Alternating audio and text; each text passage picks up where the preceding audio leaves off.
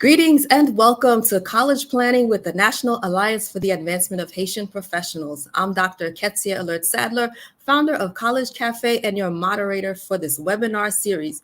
We are so excited you are here on this beautiful spring afternoon, early evening, depending on where you are, joining us for a topic that has got to have a lot of impact and interest to many in our virtual audience. We're talking HBCUs today, and I have two guests who are so excited because they are alum of two of our, I believe, 120 some odd HBCUs in this country. So we're going to dive into their experiences in a little bit. But before we start, I'd like to first thank the National Alliance for the Advancement of Haitian Professionals, our major partner in this endeavor. And of course, we want to thank Parent Matters, Golden V, and of course, College Cafe for being our partners in providing information to our students out there who are looking to go on to college and have no idea where they want to go and what school is the best fit for him or her. So let me introduce our guest this evening. Our first guest is Mr. William S. Parrish, who is a visionary leader and staunch advocate for historically Black colleges and universities, or HBCUs, if you've never heard that term before. And as the founder and chairman of HBCU Greatness, Inc., he has dedicated himself to championing educational excellence and fostering opportunities within the HBCU community. He is a Hampton University graduate with a Bachelor of Science in Building Construction Technology, and he also completed a Master of Science in Management of Technology at Polytechnic Institute of New York, and also he's been an adjunct associate professor at NYU Schack Institute of Real Estate School of Professional Studies since 2007. So welcome, Mr. Parrish. And our second guest is Ms. Paralee Massie-Armstrong, a distinguished professional born in Washington, D.C. and raised in Colorado Springs, Colorado. And she has built an impressive career spanning both the public and private sectors. She earned a degree in mathematical sciences from Florida A&M University and later a Master of Science in Management from Embry-Riddle Aeronautical University. She is the visionary founder and CEO of Card City LLC.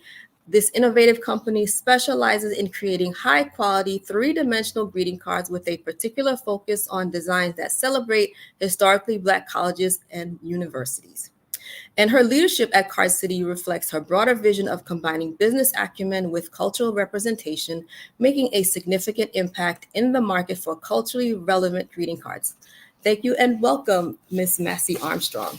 Thank you again, both of you, for taking time to talk with our audience this evening. But before we get into the actual questions, can you each take about a minute or so and just talk about your academic and career pathways? If you want to start from high school and go on to college and your career and how you ended up doing some of the entrepreneur things that you've done. We'll go into more detail later. Oh, would you like me to go first? You can go first, Ms. Massie-Armstrong. Well, I was in high school in Colorado Springs, Colorado, or a little town outside of Colorado Springs called Widefield.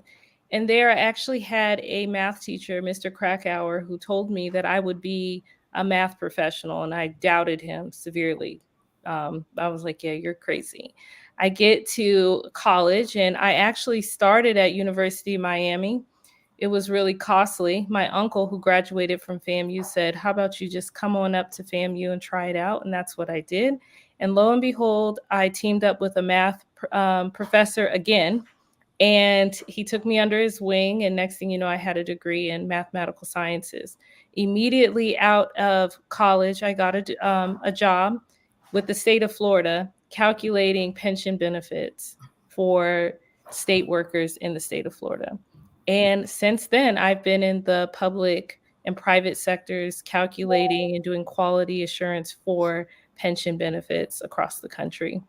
So I'm one of the lucky ones who actually gets to use my degree every day when I'm looking at or making sure that the teachers, police officers, and firefighters and judges of the District of Columbia are getting paid correctly when they decide to retire after years of service. Well, thank you. As a public servant, I thank you as well. All right. Mr. Parrish, we'll go to you. You're muted. So sorry about that. I graduated from high school in East Orange, Clifford Scott High School in 1985, and I always had an interest in architecture. I was a designer. I could draw, and I was creative, and I thought that's what architecture was. Until I got to school, I was an architect major at Hampton University, uh, and I learned mechanical drawing to be very rote. Various rote tasks, drawing for 3 hours at a table. It just didn't spark me the way I thought it would. I love the history of architecture classes and my art classes and my building science classes. And I was able to transfer to a major called Building Construction Technology, which was a combination of architecture, engineering, building science, business management, and that was much more my speed. It was allowing me to enter the construction management uh, career as a manager, managing construction projects, doing owner representative work, managing change orders, blueprint management, negotiations, and contractor management on a construction site. I think, though, I would go back to elementary school when we used to have career days, and folks would come in and talk, and then they'd have those place cards, those big cards with career paths on them. And I can remember seeing one of those cards that had some construction workers in a hole digging, and there was a guy standing on top of the hole with a suit and a pair of blueprints wrapped up under his arm with a hard hat. And I said, "That's what I want." He was just pointing. Mm-hmm. Yeah, I want to do that. I don't want to dig the hole. I want to tell him how deep. But I quickly learned the guys digging the hole were making more money than me when I graduated. So it's a progression. It's a progression. But interestingly enough, talking about high school, when I was in high school, all the educators said, do well in school so you can get a good job. Nobody talked about entrepreneurship. No one really talked about owning your own venture, piloting your own course. And when I got to Hampton University, fortunately for me, even though my major was a bit more technical, I didn't go into business, or Hampton has an entrepreneurship major now. But when I was there in 1985, they didn't have that. And I just happened to learn entrepreneurship from one of my fraternity brothers who had a t-shirt enterprise. And, selling t-shirts on the college campus, I mean, it's finance, it's sales, it's marketing, right? It's business development. You have to know how to talk to people. College students don't have a whole lot of money. So to be able to convince them to buy t-shirts took a lot. And then, you learn inventory management and stock and restock and promotions and everything. So that's where I started. And from there, we would throw parties. We would have all kinds of events that we could cater to our college community. And that really gave me the spark. So once I graduated, I went back to work in New York City for the School Construction Authority, building schools in Long Island City, Queens, Brooklyn, Manhattan, the Bronx. And I did that. I actually came out of school and had the pleasure of working for a minority-owned construction management firm. And what I saw is that this Black man was running the company, and that was inspirational to me. And he was from Antigua, actually. But what I noticed is when we would pair up with the larger firms, we were doing the same work. Because he was a minority business, he wasn't getting the junior drawings or the junior assignments. We were all at the table doing the same amount of work. And I said, wow, one day I would love, after I get all the experience and build relationships, start my own firm. So probably 20 years after I worked in the industry and hustled around with T-shirts, and I had a decorated apparel company. If you remember when Iniche started, maybe not Iniche, but way before Rockaware was, I can't remember the guy, Fubu. Mm-hmm. Around the time they started, we started with a clothing line called Billy Brown NYC. And it was quite successful. But after manufacturing challenges, because that's a whole different business, fashion and manufacturing. I said, let me go back and try to spend some time on what I was trained for. And that's when I started my construction management firm in 2005. I quit my full-time job, and they always say you're not really an entrepreneur until you quit your full-time job. But I like to say you're not really an entrepreneur until you're making payroll, because so many businesses are solopreneurs. Right. And then you're really not in business until you miss payroll, which is something you do not want to do ever. But it happens. So anyway, I had a good opportunity to get started, and that was almost 22 years ago. So I'm very proud to be in a position where I can mentor the students, in some cases employ students, and build my communities. Awesome. That is great. Do you have internships for students as well, like college students, things like that? So typically, we ran an intern program. We were at our height prior to the pandemic. We had probably 35 employees at the time, and our internship program was a lot larger. Since the pandemic, everything has shifted, everything has changed, and we're doing much more consulting, working with a lot of church groups and nonprofits. And as a matter of fact, we are just getting ready to bring on one intern to coordinate some of the things we have in the field, and just to expose them to the market, because in class, in school, in the books, you get one side, and then you really have to be sensitized to the real industry. Absolutely. Well, thank I you. want to say congratulations to Paralee, because most people are afraid of math. And I always tell students, if you can get math, you can win, because most people shy away from it. So congratulations. Thank you. I say all the time, math, I've forgotten more math than I learned, right? But what it taught me was critical thinking skills and problem solving skills. There's always a solution. Mm-hmm. And math people are usually very dedicated to finding out how to solve a problem. So that's really what I take away from a math degree. I feel like you can put any problem in front of a math major and they'll figure out a way to solve it. Mm-hmm. Oh, absolutely. And then going on to get a degree at Embry-Riddle, that's nothing to see that either. Thank you. So thank you. And Bill, you were mentioning Long Island City. I actually I lived there for about 8 years or so growing up. Yeah, it was recently. Yeah. Mm-hmm. It's very different now than it was. Very much, because my younger son was saying, I think I might want to live over there. I'm like, really? Oh, Yeah. okay. But the gentrification. But yeah, everything changes. That's a whole other conversation. Mm-hmm. But yeah, so let's talk about what made the two of you decide to attend HBCUs. For me, when I was in high school, and Bill and I are the same generation. I graduated 85, didn't know anything about them, besides the fact my parents weren't going to let me live on campus anyway. So I lived in Jersey City, New Jersey. So I had to figure out a school close enough to go. Didn't know enough about them. And then even when my kids were looking to go to college, I'd heard of them at that point, but didn't know enough to say, all right, you need to apply to one of them. So tell me about you all's decision to attend HBCUs, and what prompted you, and was that all that you were looking at? Well, for myself, I didn't even consider an HBCU coming out of high school. I would say the main reason for that is west of the Mississippi. When I graduated high school, 2003, HBCUs they really weren't recruiting students, probably literally from Colorado. I mean, they might go to California.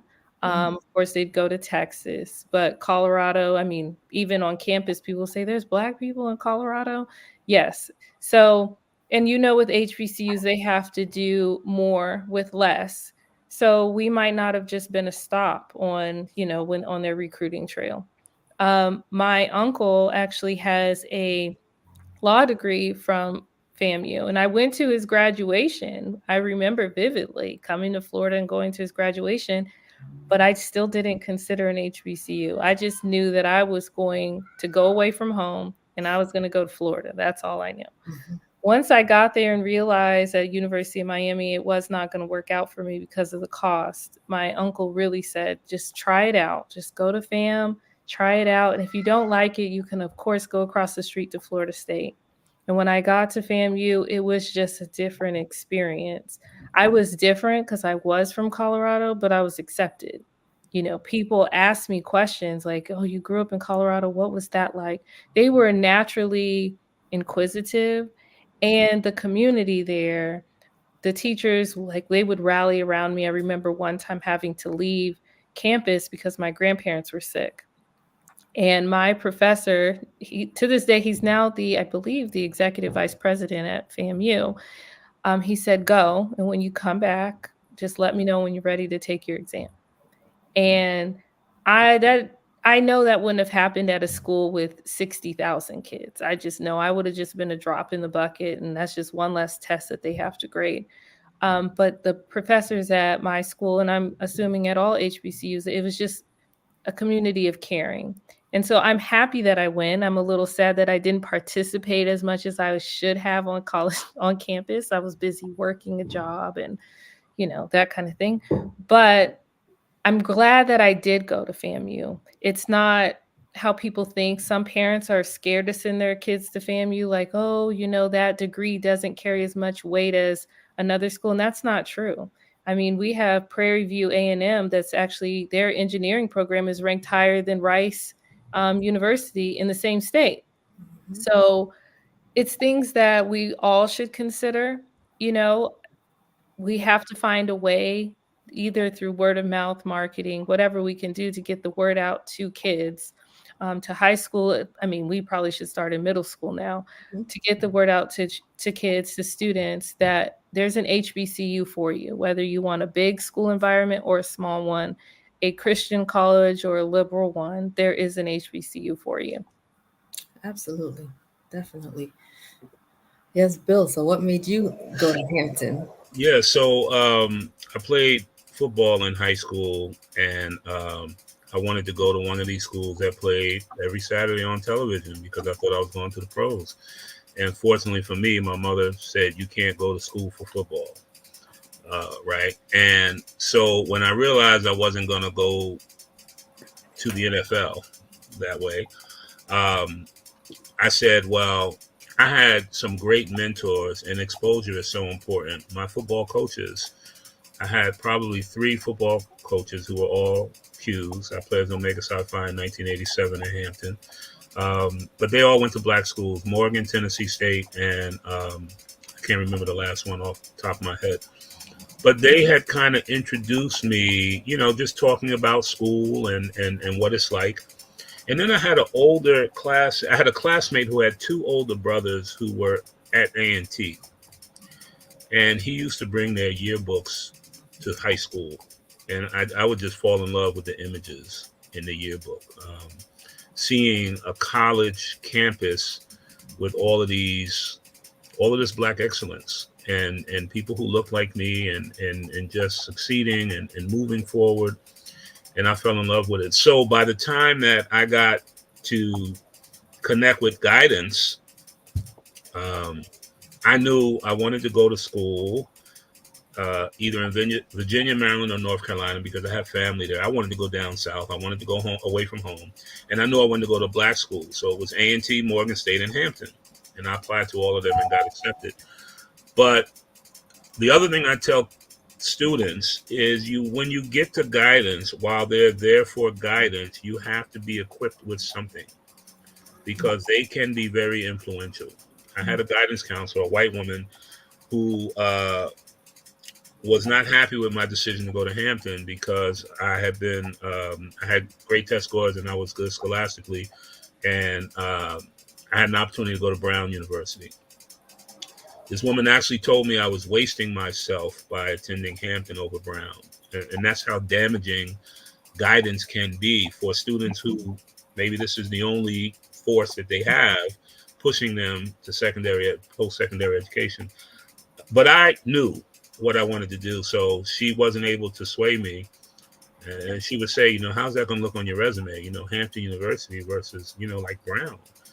And she was just ignorant as to what the school could do for me and the experience that I could have. And that's why I think I advocate so fiercely for students who want to go to our schools. It's much easier to go to PWIs, predominantly white institutions, because for one, whenever I talk to parents, they always say we're going with whoever gives us the most money. But, PWIs need smart black kids more than HBCUs, unfortunately. It's a numbers game. We get right back to math. It's a numbers game. And most HBCUs don't have the resources to recruit. Hampton just got 17,000 applications for 1,250 spots in the freshman class, and the average GPA is 3.7. So they don't, I have guidance counselors in New Jersey who lament about the fact that when they call Hampton, they don't come. And I say, what they say is, we're not going to come to New Jersey because that's the 4th largest applicant pool in the country for us. We don't need to come. We're already getting the kids. Mhm. We're already getting the kids. So, I knew before I got the guidance what I wanted to do. And then, man, let me tell you, you have to be exposed and take a visit. And I went to Hampton for high school day. And, 1985, it was very different. We didn't have kind of early decisioning like these students have. Mhm. I was very late in making my choice. I mean, this was April of my senior year. And after I got to high school day, I didn't want to see anything else. I never visited Morgan State. I never went to A&T. And I just said, look, where do I sign? This is where I need to be. It's, it was far enough south that it wasn't so south. The weather was fantastic. The campus was beautiful. It's a waterfront campus surrounded on 3 sides. Beautiful Black people everywhere you turn. I don't know if they did it as part of the recruitment, but, it's like people were coming and going from classes, but it looked like there was just this big this big party. Mhm. And I've heard parents worry about sending their kids to HBCUs because of the quote unquote partying, but the PWI's party over the top, right? Mhm. You should know that. College, people party because you got a lot of free time, a lot of independence, but what those schools can do for these students is immeasurable. And I would love to have other students get a portion of the experience that I had, and that's why I do the work that I do and try to get students who want to go to these schools to these schools.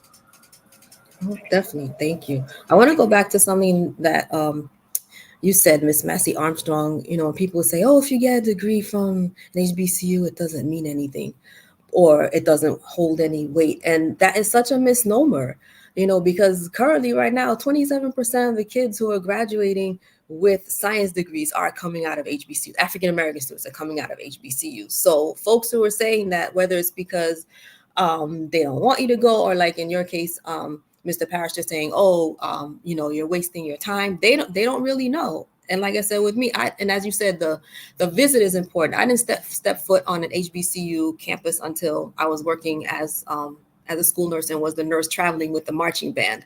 And the band director has done an amazing job in our high school with taking the kids on college tours. Some of the kids are visiting schools that they've been accepted into and had never stepped foot on it if it wasn't for him going. And you're right, the feel when you get there, the staff, the students you see, it's just a totally different environment. So it really wants you to study there. So are there any other things that you found as a student there that made it definitely the best choice for you? What else can you share about the school that you felt were advantages? Either one can jump in. Oh, for myself, I think at the time, FAMU was kind of going under I would say like a revival of sorts. There were big corporations coming on campus, it seemed like every day. And if you listen to other people, they would say that that didn't happen. Going back to what you said about your guidance counselor, I remember my guidance counselor telling me that the only reason why I got into University of Michigan and I got a pretty decent scholarship to go to University of Michigan was because of affirmative action. And that really hurt my feelings. I'm not even going to lie. That really hurt my feelings because I was smart. I graduated in the top 5% of my class. I didn't get there by accident, and to think that I was diminished to just a number, which is actually true. It was just a number. I was just one of those boxes that they checked. And I hadn't really thought of it that way at the time, but it really did hurt my feelings. But when I got to FAMU, I really felt like to be honest, the truth is the first time I wasn't really a minority anywhere. You know, I would go to church in Colorado. I was a minority. Go to high school, elementary school, middle school. I can count how many Black kids were at the entire school. I went to Catholic school. I went to high school. Second population was African American, but it wasn't that many of us. And I was next to a military base. So once I got to FAMU, you look around and it's like, wow, you know, there's people who look like me, who are trying to figure out their identity just as much as I was. And the people there embraced me for that. You know, they would say, you know, you're not, well, I remember one girl saying, you're not that special because you're from Colorado. And I was like, I didn't think I was. But it was just, everybody was accepting. You know, I didn't have to worry about, I mean, there was people, of course, Democrat, Republican, you know, liberal, conservative. There were people from, you know, New Jersey. There's lots of people from Atlanta, lots of people from Florida. There was a Colorado club. There was a California club. So there was always a spot for me. And so I think that's important. You know, you can find your spot, you can find your niche, you can find your group of people. I just went back for homecoming last year, and I took my husband, and he literally, we get to campus and he says, I can see why you went here. And he hadn't even met a person. It was just the feeling of when you drive on campus, like the way the buildings look, the way they mow the grass. It's just something that you get there that you really, it's really hard to explain, but it's a feeling that you get when you arrive on campus that I don't think you'll get anyplace else. That's good to know. Yeah, this is you bring back so many memories. You mentioned homecoming and talking about what a school can offer. Man, the homecoming experience is phenomenal as a student and once you graduate. Actually produced a 6-part documentary series on HBCU homecoming at Hampton called Homecoming Ready. And one of the reasons I did it is because I had been out of school for 30 years and only missed homecoming twice. And I thought that was special. And when I talked to more and more of my friends, I realized that they don't miss homecoming either. So I wanted to delve into what requires us, what makes us feel like we have to come back for that 72 hours. And it's just those bonds and those relationships that you formed when you were becoming an adult that are so important, that shape who you are. I can remember one of my, a movie that sparked me by Stanley Nelson is called Tell Them We Are Rising. It's been on PBS documentary, and it's really the story of Hampton and Howard, but it's more intricately a story of W.E.B. Du Bois versus Booker T. Washington. And I say versus because they were very different in ideology, but the film allows you to make your own decision. And one of the things I saw in that film, and maybe this is Paralee's experience, I saw students, they tracked some students who went to Spelman, some who went to FAMU and other schools. And they had a young girl who said she would come home to her mother and say, am I ever going to have teachers who look like me? And that was a foreign concept for me because where I went, East Orange is 88% Black. It was all Black all the time, everything Black all the time.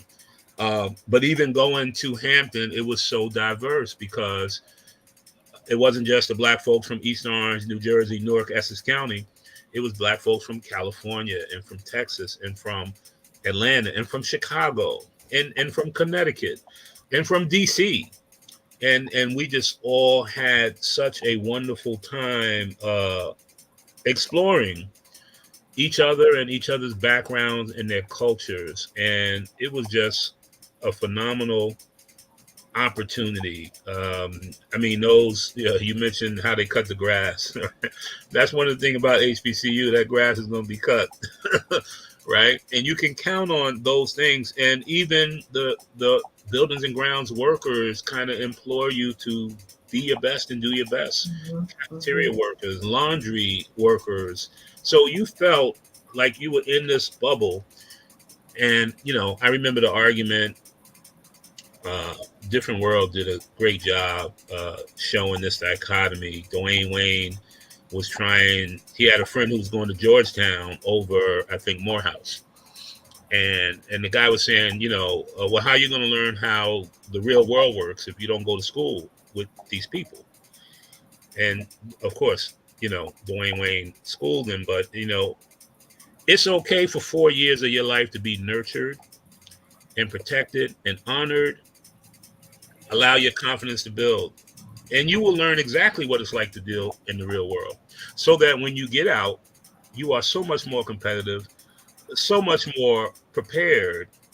It just prepares you in ways that uh, it's hard to measure, right? And I know the confidence I have, I can beat anybody from a PWI any day, at any time.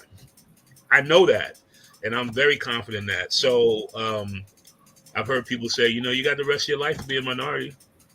Why not spend the formative years, uh, your maturation process? Why not spend that in a nurturing environment? It's not easier. It's still college, right? People still get kicked out, still get put on academic probation, still get in trouble. But it's not easier, but it's a nurturing environment. Uh, High academic achievement required, and some fantastic campus life. And one of the things about college is campus life. Mhm. And I can truly say, my experience, I've never had anybody leave a banana on my dorm door or any of that nonsense. Never had to deal with the police. Are you supposed to be here?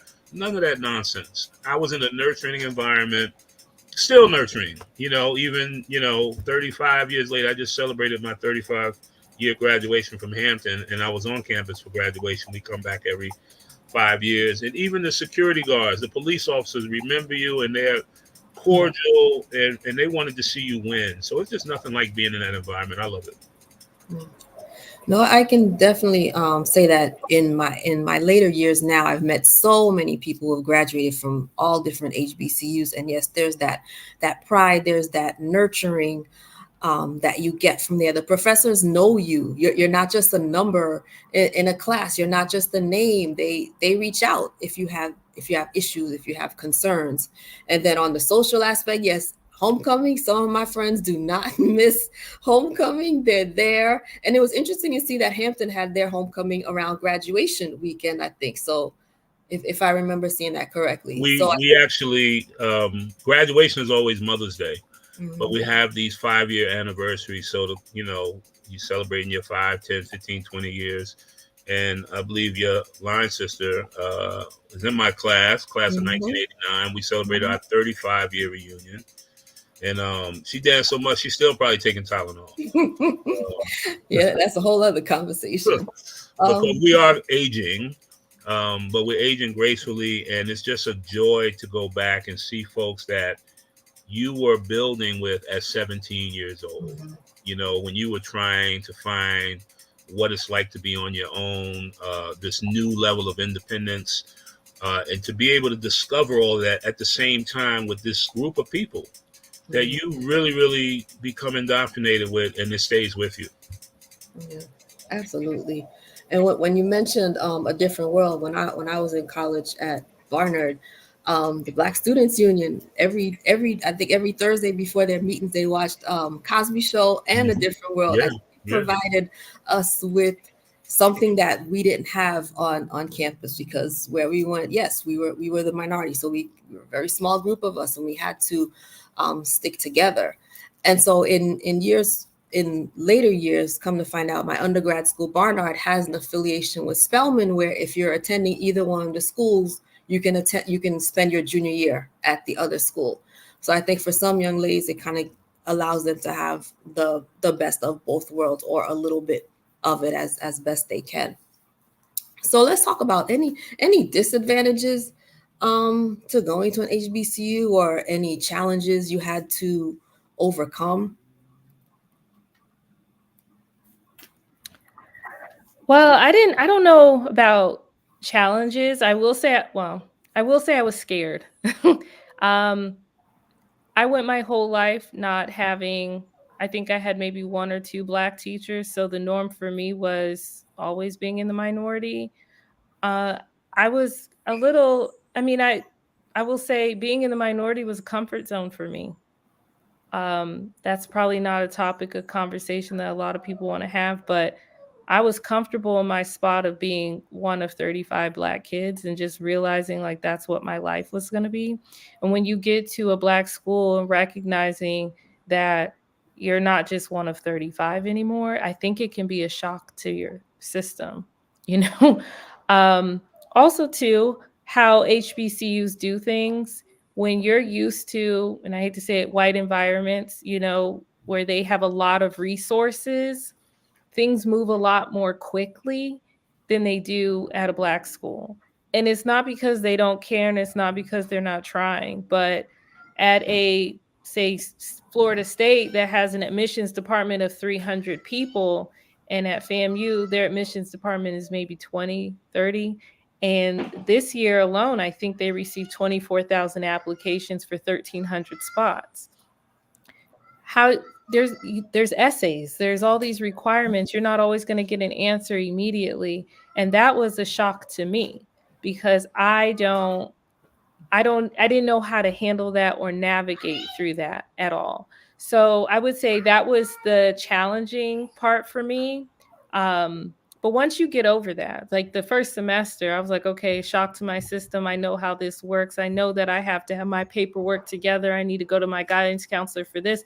It was smooth sailing. You know, there was nothing that I could not do by the time I got to my senior year. I knew exactly what I had to do, how to get it done. So it can be a challenge. Like in the beginning, you're applying, you're getting your acceptance letters, and HBCUs might be a little bit slow, you know. But believe me, they're going to get to you. If they want you, you're going to be there. So I would say that was a challenge for me. I think the other part was a joy or something great, right? I made so many great friends. I have a friend now who's actually, he was a teacher and now he's in construction technology. I think that's what his degree was in. And he's actually working in his field now.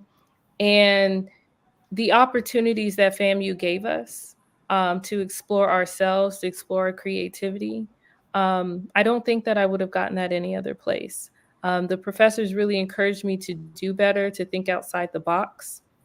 To be myself and not to hide in the corner. And they would tell me, you know, you're great. Doesn't matter what room you're in. You need to walk with your head up high, command the room. You need to do those things. So I would say if you can get past the initial trepidation of being on a campus and it's slow moving, everything after that is really, I mean, also enjoy it because it goes by so quickly. I would say those would be my takeaways. Okay, thank you. Yeah, I would add the transition, it can be challenging for students. Being away from home anywhere can be challenging in trying to find your way in this new space. But the HBCU runaround is patented, right? I think it occurs at all of our schools, whether it's the financial aid office, the resident life office, your dorm, what have you, you know, you're going to have a challenge getting answers and getting your placements correct. And you're going to have to walk to that office and go back and remember who you saw. And even that challenge grows you in a different way. It fosters this independence that allows you to realize mom and dad are not going to do it. They're not here.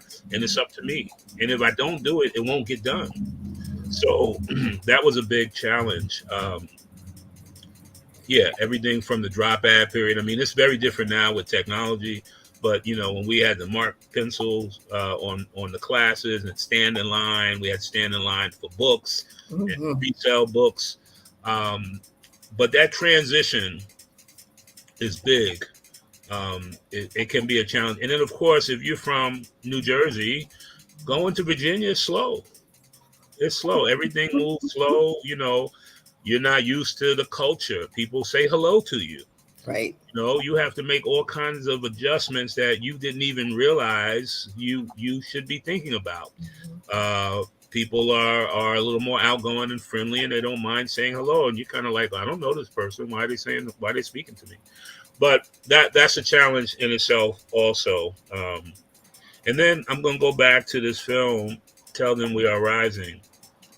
In the film, there's a young lady who goes to Spelman, and she grew up one of the only blacks in her class, but her identity had become the smart black girl. She was the smart black girl, but she ends up going to Spelman.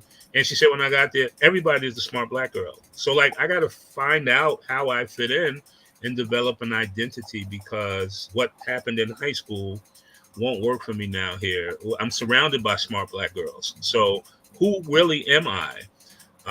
So another challenge that, you know, going into this new community, you're living in a new community on your own, can be challenging, but no different than going to any college, because I would imagine that it would be even more difficult to make this transition if you have 40,000 students in your student body, and you have people who didn't think you should be there or wanted to determine how you got there, and all that kind of stuff. One thing I will say about, I have friends who went to PWIs, and the same way we had fun at homecoming, we would travel and visit.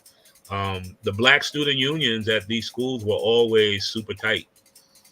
And I would imagine it's a survival issue, you know, it's against them. I can remember going to Syracuse. I can remember going to the University of Maryland. I can remember going to Rutgers and being kind of astounded at how cohesive the black student unions were.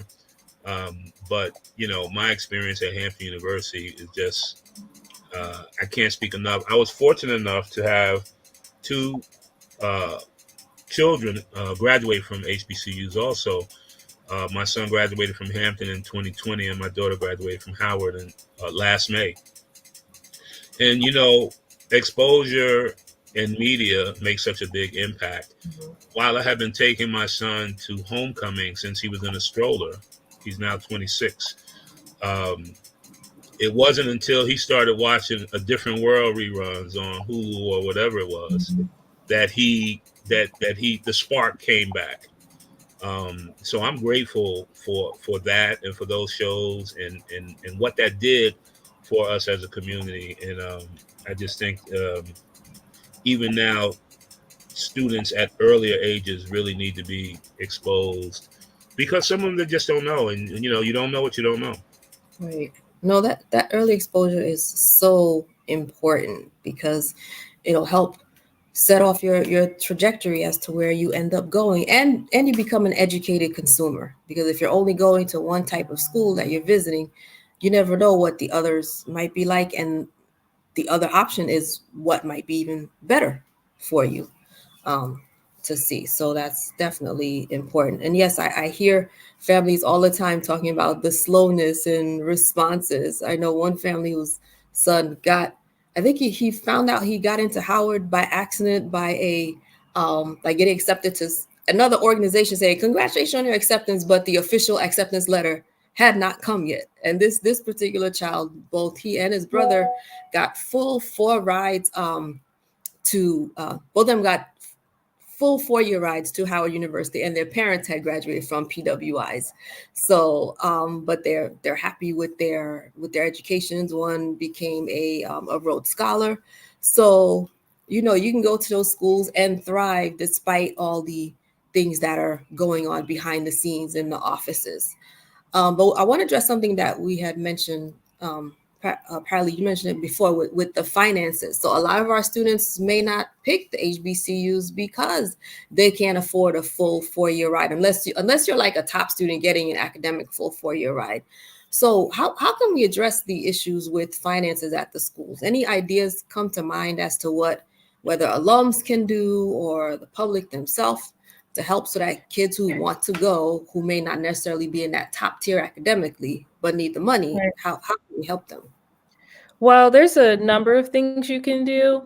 I would suggest, because it is so competitive now to get into an HBCU, this isn't yesteryear where you can get in with a 2.5, you know, and mediocre test scores. You really got to be at the top of your class. But you can consider some alternate ways of getting into an HBCU. Consider being a transfer student. If you're one of those who's taking college classes in high school, consider asking your school if they will accept your transfer credits. That way you're only there for 2 years instead of 4. That will help you to minimize the cost. Always apply for scholarships. You can start, I think some scholarships will accept applications when they're in middle school. So you really have to look at scholarships.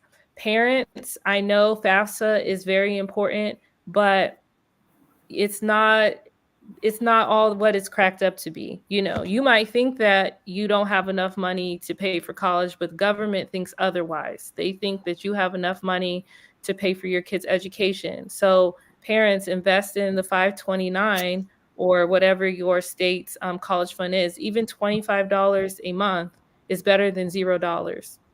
You know, I would highly suggest students consider getting a job on campus. That can help offset some of the costs.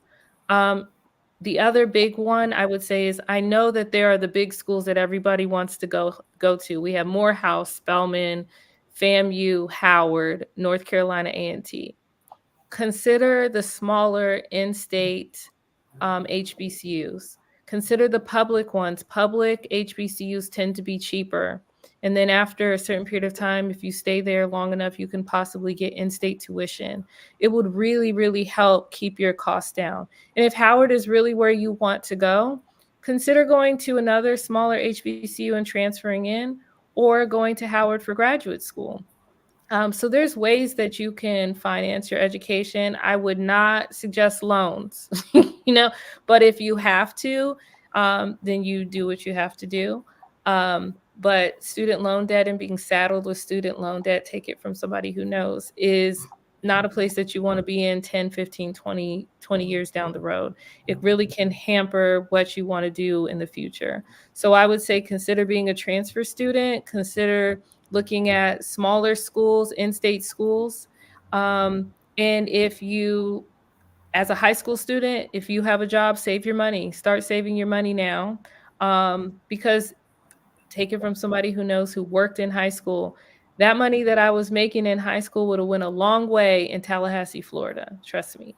So there's things that we can do. And as parents too, you have to really give your kids a reality check. If they want to go to Howard, but they don't have Howard grades, or you can't afford Howard, it's okay to say that.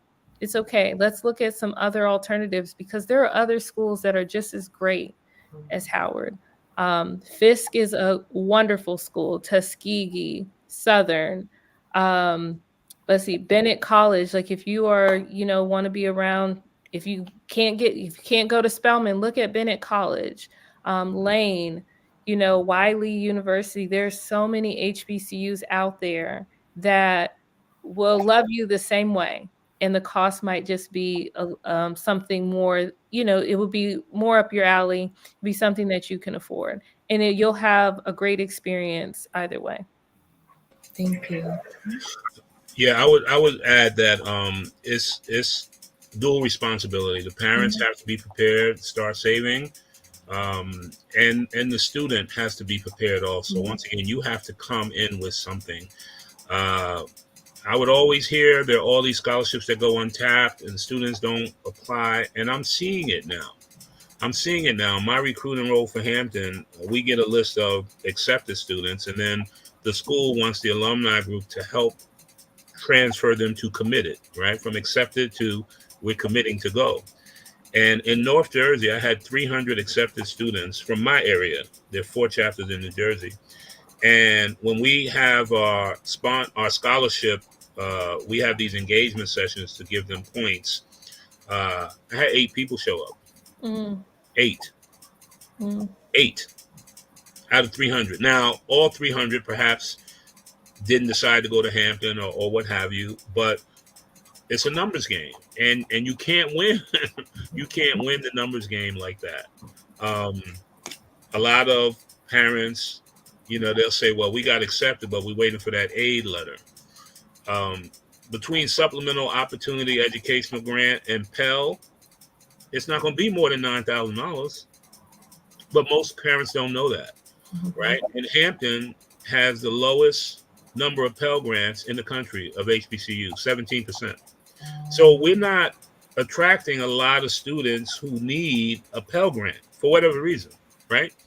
So do your research. Understand that when you start looking at schools, and my entrepreneurial effect, I never want to stop anyone from dreaming or shooting as high as they can. So I'm going to say, you want to go to Howard, figure out how to go to Howard.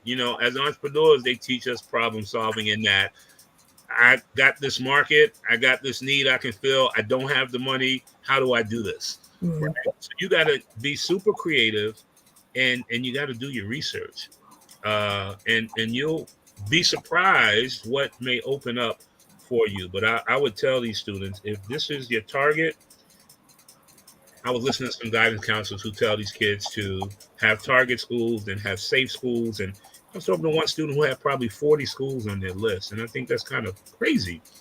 But if you've targeted these schools, make it your business to do enough research to get you there. Mhm. To get you there. I talk to students all the time in and around the Newark area. And they say, I got $20,000 in merit award, but it's $46,000 to go. That's like giving me a zero, because no way I'm going to be able to find another $26,000. Mhm. But if you start early enough and you do your research and you don't wait until your senior year, you can make it happen. You can make it happen. So I get frustrated with opportunities that seem to fall between the cracks. I had a young man who played football at Shabazz, who wanted to go to Hampton. He was accepted. He wanted to play. He was accepted to a bunch of other schools, and he got a merit scholarship. This guy wanted to be a surgeon. And PSE&G, which is a sponsor of our program, Ketsia, had just created a foundation for STEM majors. So he was able to get another $20,000. All he had to do was go to the summer session that PSE&G held before his freshman year. And while this is a parent issue, coming out of the pandemic, Hampton had a lot of rules around vaccinations. But one of the things they said is if you choose not to be vaccinated, there is a process. Well, this parent didn't follow the process, and they chose not to be vaccinated. And they called me on the way to Hampton for the summer session. He finally figured out the whole $46,000 puzzle. And he says, they won't let us in because I didn't fill out this form. Because the window had closed. The instructions were clear. So this kid, who is at Liberty University now, a very different experience, Jerry Falwell's Liberty University, missed an opportunity that he wanted because they didn't do the research, they didn't follow the instructions, and they missed $46,000 he had cobbled together a free ride. So that's what bothers me when we hear, how can I get to school? But, being on this side of the fence, I know that there are opportunities out there, and the students just have to really avail themselves. Well, what you both said is exactly what I talk about when I do College Cafe webinars. You have to start the process early. There has to be conversations with the family of our real financial situation. Transferring is always a good option. Like I mentioned with those other two students, the younger brother started college with about 40, somewhere between 45 and 55 college credits. So that was close to 2 years under his belt. So there are things that you can do to make that school affordable. And yes, parents need to follow directions as well. I always tell them, don't miss deadlines. This is not the day of snail mail. When they tell you that something is due by a certain date, it has to be done. And I tell parents, both people, child and parent, need to have the same email address. So everyone with college stuff, so everyone's checking it to make sure that we're on top of these deadlines, because there's no wiggle room. No one's going to say, oh, you missed it, that's all right, you can fill it. No, because there's about 10,000 other people waiting for your spot. So you have to be intentional and have a plan for what you want to do. Absolutely. So definitely staying on top of the plan, the 529 accounts, applying for all scholarships. I'm part of the National Coalition of 100 Black Women. We have a scholarship, and finally we're getting drib and drab scholarships in. But sometimes they're like, I don't want to do the work if it's just for $1,000. But hold up, wait a minute. If you put $10,000 together, that's $10,000 not coming out of your pocket. We kind of have to rethink ourselves and be willing to do the opportunity. FAFSA, as you mentioned, they switched up FAFSA. It's a whole lot. There are a lot of there are a lot of issues with it this year with transitioning and changing it, but it's a lot easier. You got to do it. You got to have to fill out FAFSA.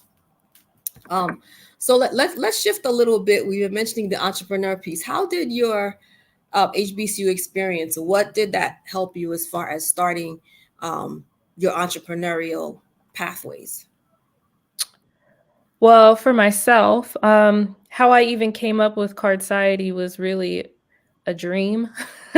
Most people have things come to them in the shower, the middle of the night. I'm no different. Things come to me while I'm sleeping, and that's fine.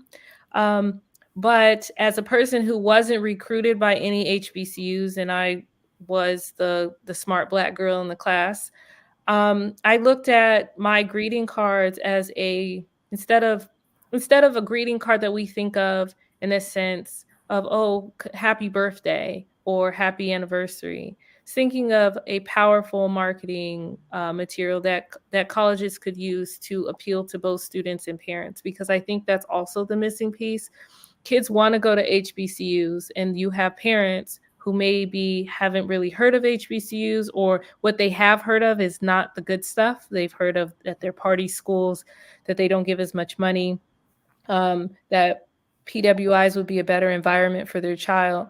HBCUs have to do a really good job of also marketing to the parents to dispel those myths. And so we're just as creative, we're just as smart. And so I was thinking that my cards could be used as powerful marketing materials. But how FAMU prepared me for that was, not one time have I ever been told at FAMU that I could not do something. When I said I wanted to be a mathematical science major, which was not really a track that they had, the dean of the College of Arts and Sciences sat down with me and said, let's see what that looks like, and let's map out a plan for you. And that's exactly what we did. There was no doubt. There was no, we don't have that. We're not going to do that. You can't be the exception. He sat down with me and said, what classes have you taken, and how can we get you there? And that was imperative for me, because I didn't want to have to stay in school for 2 or 3 more years to get some degree that I knew that I really didn't want. My goal at the time was to go to grad school for engineering. And of course I switched up, but I had somebody who was in my corner who was supporting me. Since then, FAMU has licensed my cards, which is great, which means that a portion of my sales goes back to the university. The local Alumni Association in the DC area, which is the largest FAMU alumni association outside of Florida, they have supported me 100%. And just HBCUs in general, like, hey, do you have a card for my school? And I'll be like, I'm working on it. It's not as simple as it seems, but they are supportive. Like, even though we might be rivals, say on the football field or on the basketball court, and we might cheer for our schools, at the end of the day, HBCUs stick together. And so even though I might only have cards for Morgan State and FAMU right now, I'm working on other schools, they're like, what can we do to get a card for our school? They want to support. And so that's one thing. Like, if you read the Reddit boards, a lot of kids are asking, like, hey, what happens if I go here and I want to go here and I don't, and I move here? It's like, listen, HBCUs, alumni, it doesn't matter. Yeah, our schools might come first, but at the end of the day, we're HBCU graduates, and that's really what we cherish. That's what we embrace. So through this journey, because of course you're not off of it until you quit, right? Or you retire. They've been so supportive. The school has been supportive. When I call or send an email, they respond. When I have questions about the process, they respond. Morgan State has been phenomenal, and I didn't even go there. Other schools, even if they're like, yeah, that's nice, but right now we can't support it, they responded to my email. So it's letting me know that I'm on the right track and that I'm doing the right thing. And they give honest feedback too. And it's not, I read something recently that say, like, if you give some criticism, make sure that there's some honesty behind it, because if you don't, then it's just cruelty. It's in the delivery, they're kind, because they're looking at me as I'm their daughter or their niece and what they would want to see or what they would want me to do differently. So I think that that's important too, that during this journey or on this journey that I've been on, how much I feel like what I thought was, or what people thought was just originally a hobby, the schools have taken it and said, no, this is actually a business and we support you, and we're going to support what you do, and the alumni associations as well. So I will say, we all stick together. If you start a business and you tell people, well, I went to an HBCU, they're going to ask, which school did you go to? Oh, yeah, that's a rival. But at the end of the day, they'll still support you. Even if they don't buy your product, even if they don't donate, they'll share. They'll tell other people about it. So I would say that you can, as an entrepreneur and an HBCU student or graduate, there's an army of people that will be behind you, an army of people. Just remember, HBCUs graduate over 48,000 students every year. You literally have legacies and traditions right behind you, and you might not even know it. And they're ready to support you. They're ready to say, hey, we know of an opportunity. We heard that you're graduating. This company is hiring. They don't care that you went to Jackson State or Alcorn State. They know that you're an HBCU graduate and your school prepared you for the world. So I would say don't be nervous about it. Don't think that nobody's going to support you. You reach out and ask questions, and an HBCU graduate will be there to answer them. Absolutely. Well, I was excited to see your post. I think it was on Hello Alice or something. I was like, oh my gosh, this is amazing. Thank So you. I'm really excited to see where it's going to go. So you have my support, and I'll definitely share and do whatever it takes. So yeah, let's go, Mr. Parrish. Let's talk about HBCU greatness and all your other entrepreneurial endeavors. You're muted. As I said, I started HBCU Greatness because I got so frustrated talking to parents, asking them where their kids are going to school, and they say whoever gives us the most money. And I know, I use the example in New Jersey all the time. If you wanted to go to Howard, but you were short 20 grand, but you could go to Keene for free, guess how quickly you're getting to Union, right? You're going to Keene. So it takes a lot of courage for a student to stand up and say, I really want to go to this school. And we try to support that. The entrepreneurship thing for me, I think part of what was born out of this is, as an entrepreneur, you feel a sense of obligation. I feel a sense of obligation. If you have any level of success, you feel like you want to hand it back. You want to hand it down. You want to give it back. And that's why I spend so much of my time volunteering. Hampton supported me, the environment.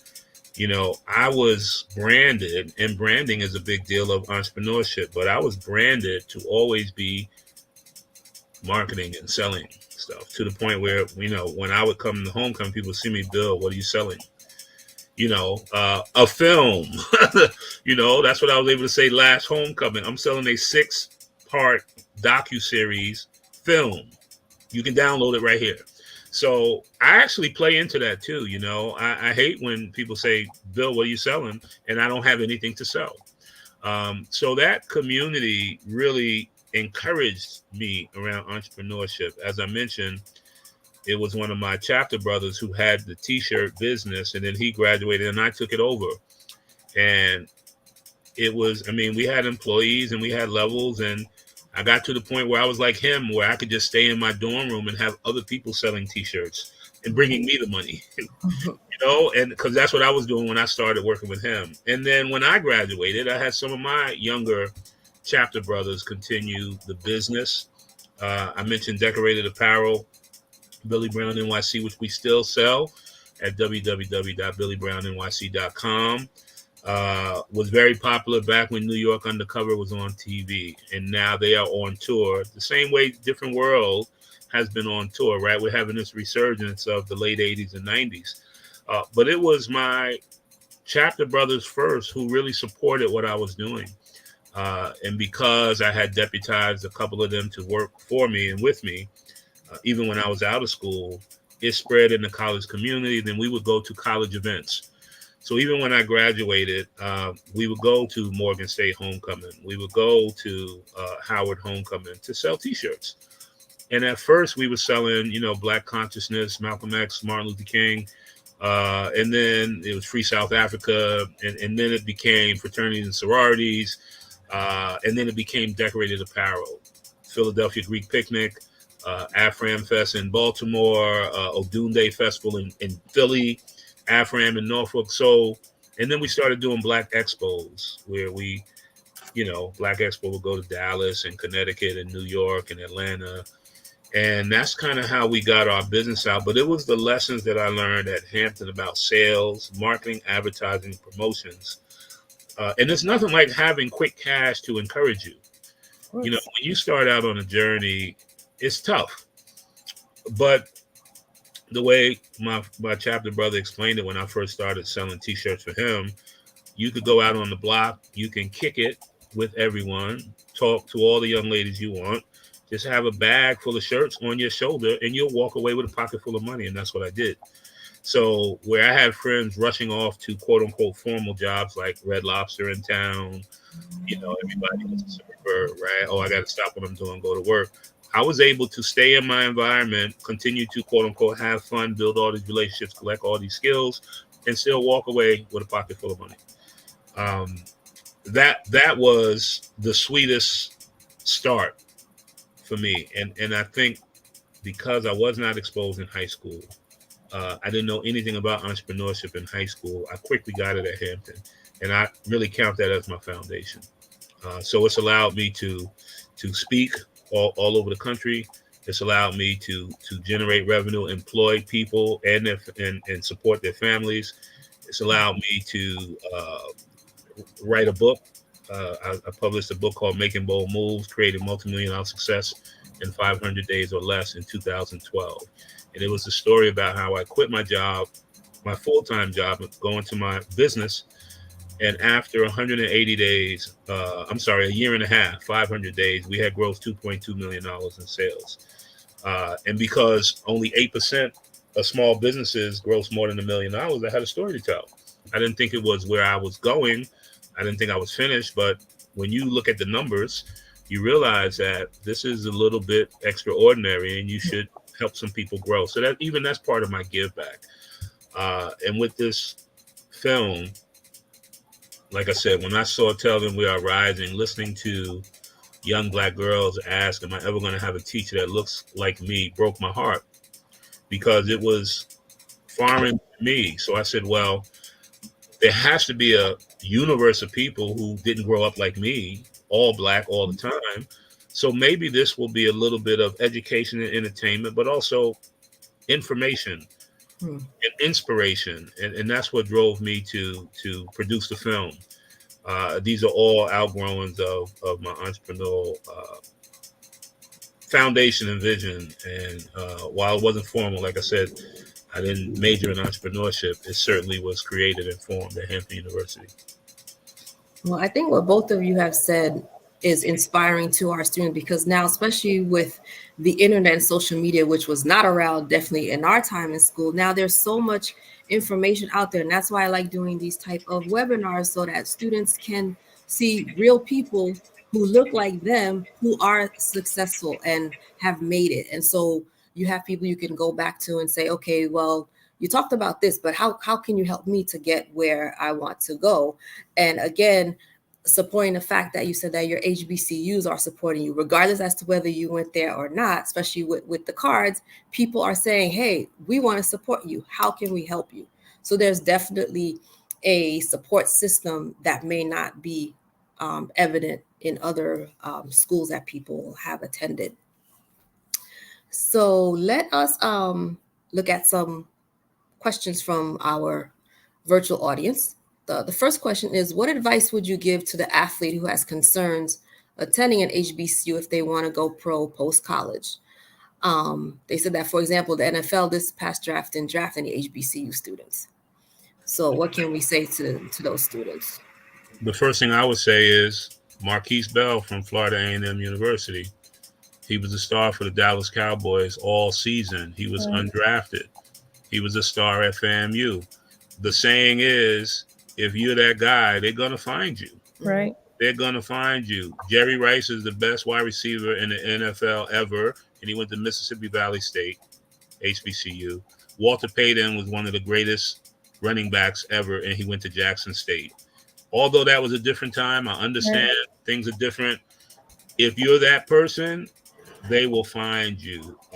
Doug Williams went to Grambling, and he is the first Black Super Bowl MVP of the Washington Redskins. I forget what Super Bowl it was, but that's how we excel. So you have to, again, do research and push. You have to create an infrastructure so that they see you. And these days, it's easy to do.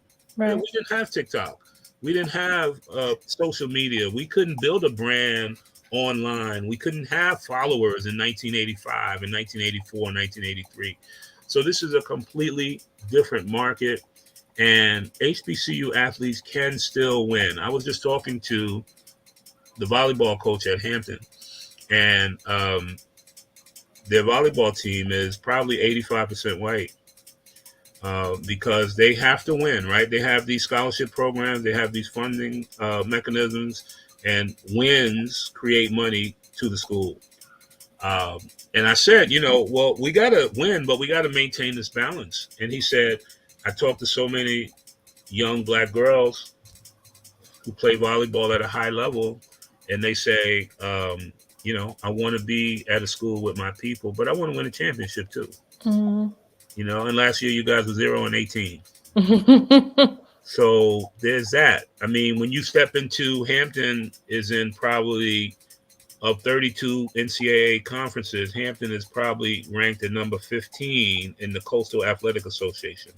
We went from the MEAC, which was 31 out of 32, and that's where most Black schools were playing, to the Big South, which was probably 22, and now we're in the Coastal Athletic Association, and it costs to compete. It costs to compete. Every time your basketball team goes to the NCAA tournament and wins a game, $10 million goes to the conference split. So imagine if somebody like the ACC or the Big Ten sends 6 or 8 schools to that conference. And imagine if they advance to the second or third round. That's how the resources go in college sports. So it's a delicate balance because we want to win. Alumni all want winning programs. And it's a lot of pressure for that. But we got to start somewhere. We got to have the resources. Alumni have to give back. Mm-hmm. Right? Have to donate. We have these woefully low levels of participation on alumni giving. I think at one point Claflin College had 31%, which was one of the highest in HBCUs. And 31% is not high, especially with all we've gotten from our schools, with all the luster and everything that we've achieved. You would think it would be more than 31%. So it's a lot of education we have to do. And even for these athletes, if they study and do their work and do their research, then they'll get found. They'll be found. I'm confident of that. And then the thing that I always say also when I talk to athletes in my webinars, you have to register with NCAA.org when you're in high school to make sure that the college coaches will see you, who in turn will get you to the schools where the professional teams will come and watch you play. It's not just something you can do overnight. There's a process to it, and you got to start early. Have to start early. So any other tidbits that are coming to mind that we want to share with the audience about your experience, entrepreneurship, anything we want to say that might spark more interest, or for someone who's kind of on the fence as to where to go? What are you going to say that's going to make them tip over and go towards that HBCU as opposed to a PWI or HSI? Can I say one thing about the sports thing? As Absolutely. a big football fan, huge football fan, and I never want to discourage anybody from doing what they want or going after their dreams. But one thing my grandfather used to preach to me all the time was you not only need a plan A, but you need a plan B through Z. Okay. And with only, I think it's like 3% or less than 3% that actually make it to the league, please do not put all your eggs in one basket, because I have seen firsthand professional athletes, or not even say they were splendid in college, went to PWIs that were ranked in the top 10, but they never really made it to the league, or it didn't pan out, and they're lost. They're searching for themselves because everything that they thought about themselves was being a professional athlete. And when that dream did not come true for them, they didn't know who they were. So it is okay. I think Ryan Clark, who's one of my favorite NFL analysts on ESPN, says all the time, there's no harm in being an undrafted free agent. You can actually pick which team you go to at that point, because they'll all be calling if you're great. So if your talent is there, like we said, they'll find you. But you also need to be considering what you're going to do after football. What are you going to do after basketball? Because NFL, they say, stands for not for long. 3 years is the most. You might not make as much money. I think agents take 3% off the top. So I don't ever want to discourage anybody from doing what they want to do or what their dreams are.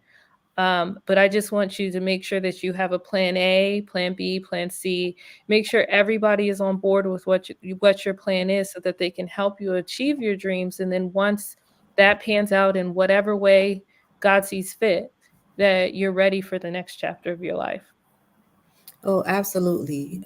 Some of the people who've come on webinars and workshops with me have said, definitely, you want to look at a school that has a couple of your interests, because if the first thing doesn't work out, then what are you going to fall back on? Right. Because you're right. People get lost. They have tunnel vision, and when it doesn't happen, they're like, okay, what do I do now? Right. So, and if you do get recruited to go to one of these big schools to play sports, don't allow them to give you a major like university studies or basket weaving, because that's what happens, right? All you're thinking about is playing time and getting on the field and going to the next level, and basically they just robbed you of an opportunity to get a degree that you would have for the rest of your life.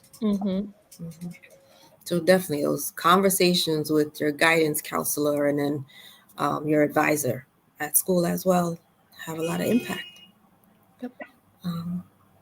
Well, thank you so much for joining me this evening. I hope that everyone who is watching has gotten their information. Oh, wait, hold on. I see another question.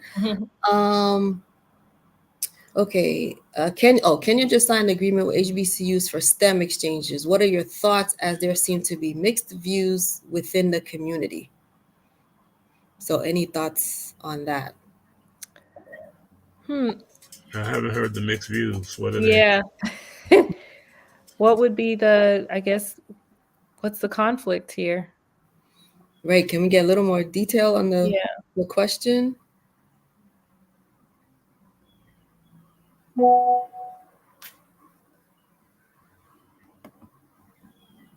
I haven't been paying attention to the whole situation. I can't even give an opinion on what they said. Is it about universities on the continent? And I mean, or them sending students to our schools? I don't know what the exchange is. I would imagine it goes both ways. I don't know. Right. I would guess, if you're talking exchange, students are coming from an HBCU to Kenya, and then students from Kenya are coming. So, I mean, I would guess it would be mutually beneficial, because if you get the opportunity to go somewhere and study that you probably would have gone before. Yeah. The only thing I would mixed reviews. So you have to remember the purpose of historically Black colleges and universities, right? And what they created and what they did. They were an opportunity for us to go to schools when we couldn't go to school, right? And while not enough of us take advantage of that. That's why we have a tennis team with no black players, or a Hampton a sailing team with one black sailor, or a volleyball team 80% non-black. That's the tragedy for me, that our students are missing this opportunity for what was created for us. So while we are feeding the world, I am always of the opinion that we have to make certain that we take advantage of it also, because clearly if we don't, right, someone else has to. I went to Bethune-Cookman and ran into the baseball team, and there were no black players. And I can't fault the school, because they're saying we're in the NCAA, we have a certain number of scholarships we have to fill, and we want to be competitive. And if we win, we get money. So they're going to field the team. But the question is, those are seats in the classroom in our schools that could be filled. Now, we could talk about why we don't play baseball so much anymore. That's a long story. But in the news, they just decided to incorporate the Negro League statistics in Major League Baseball. So a lot of folks are not happy with that, but clearly we're at the top again. So anyway, current events. I can't say, I'm sorry to interrupt, but I would think, we have to get past this, that we're separate, that people who are on the continent of Africa are that much vastly different than the African Americans here in the United States. We come from the same tribe, I'm not necessarily tribe, but we come from the same continent. So I think it's very important that we embrace them. Hopefully they would embrace us, and that we both learn, or that we all learn from each other, because I think that we should be accepting of them. I know that historically, sometimes people think like if they come from the continent of Africa, that they're different than the African Americans here, and maybe culturally so. But at the end of the day, in America, we're all looked at the same. So we should accept each other. We need to find the silver lining, figure out what we can learn from these experiences and use it to grow. Because I don't see any harm in students from Spelman going to Kenya to learn, it's the world that we live in. Pretty soon, that's going to be a standard thing, going to Africa for a business trip. So I think that we should just embrace it. I know that it's probably scary. Maybe that's where the mixed reviews are coming from. Where if people are saying they're already fighting for a spot at Spelman, and then somebody from Kenya is coming over. But it's okay, because you can go to Kenya too, so we got to look at it instead of it's one way, it's a two-way street here. So I think that we can learn from this experience. Hopefully it'll be a happy one for everybody who's involved. I think I just looked it up a little bit, and everybody seems to be really excited about it. So there might be some, trepidation, but I think once we get over that, because it's new, it'll be a good opportunity for the students involved. I agree as well. And I remember I'm originally from Haiti, and I remember my parents' generation of students going from Haiti over to Africa to study. So it's not new. The exchange programs have been there. So it just helps to broaden your horizons to see that we're really all the same. We might have some cultural differences and things that are unique to us, but deep down, we're pretty much the same.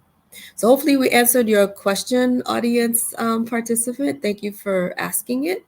And again, I just want to thank my guest this evening, Miss Paralee Massie-Armstrong, Mr. William Parrish. It's been a privilege talking to you all about HBCUs. I hope these students who are watching have gotten more information to put into their backpack about HBCUs. And one plug I want to put out for Mr. Parrish is this Saturday is his HBCU Greatness HBCU signing day at a school in East Orange. It's an amazing opportunity. If you are especially in the northern New Jersey area, or wherever you are, if you have not yet registered, definitely do it. It's an It's an awesome opportunity to meet reps from different HBCUs, and you get to sign on. And it was really great last year. I had the opportunity for the first time to attend, to see the students who had been accepted to the schools to take their oath. And it is real. I'm not going to say any more about it, but if you have not signed up yet and you have decided to go to an HBCU, please make sure that you go onto that site and join us on Saturday. You will not be disappointed. Bring your parents also, because they will totally enjoy it. So, and I know it's going to be even greater and better than it was last year. So again, thank you so much for joining us, joining me, and just sharing your information with our audience. And hopefully we will see you all again on another webinar. So thank you so much, everyone, and have a great evening. Thank you, Ketsia. You're welcome. Thanks.